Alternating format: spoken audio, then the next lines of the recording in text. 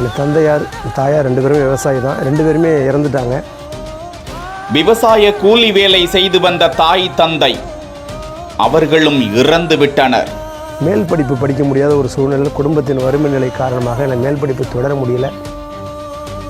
அரசு பள்ளியில் பயின்று மேற்படிப்புக்கு வழியின்றி ஒருபுறம் வாட்டி வதைக்கும் பசி, மறுபுறம் தனது தீராத லட்சிய பசி.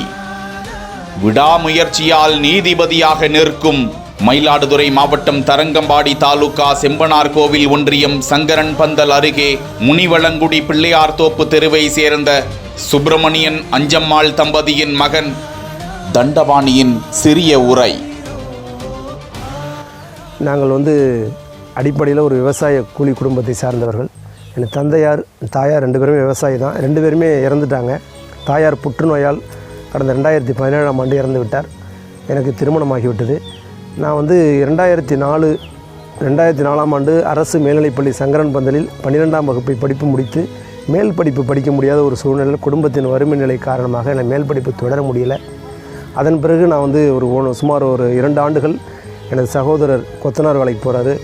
அவர் கூட சேர்ந்து சின்ன சின்ன கூலி வேலைக்கெல்லாம் போய்கிட்டு இருந்தேன். மீண்டும் வழக்கறிஞராக படிக்கணுங்கிறது சின்ன வயசுலேயே ஆசை.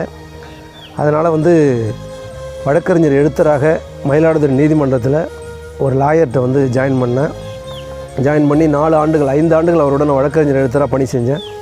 மீண்டும் சட்டம் படிக்கணுங்கிற ஒரு ஆர்வத்தில் பூம்புகார் அரசு கல்லூரியில் 3 ஆண்டு தாவரவியல் படிப்பை பிஎஸ்சி படிப்பை நிறைவு செய்தேன்.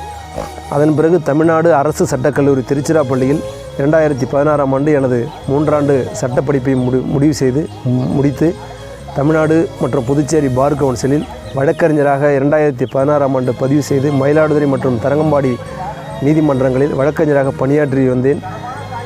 தற்சமயம் தமிழ்நாடு அரசு பணியாளர் தேர்வாணையம் 245 சிவில் நீதிபதி பணியிடங்கள் அறிவித்த பிறகு நான் உடனே அப்ளிகேஷன் போட்டு ஒரு சுமார் 6 மாதங்கள் கடுமையாக உழைத்து இரவு நேரங்கள் பார்க்காம ஃபுல்லாக படித்து நான் முதல்நிலை தேர்வு, மெயின் தேர்வு, நேர்முக தேர்வு அனைத்து தேர்வுகளிலும் வெற்றி பெற்று தற்சமயம் 237 நீதிபதிகளில் நானும் ஒருவராக தேர்ச்சி பெற்றுள்ளேன் என்பதை தெரிவித்துக் கொள்கிறேன். என்னை பொறுத்த வரைக்கும் எந்த கஷ்டங்கள் வந்தாலும் வாழ்க்கையில் நம்ம அடைய வேண்டிய லட்சியத்தை அடையணுங்கிறதுக்காக அனைத்து தடைகளையும் தாண்டி படிக்கணும், சாதிக்கணுங்கிற நோக்கம் எனக்கு சின்ன வயசுலேருந்தே இருந்தது.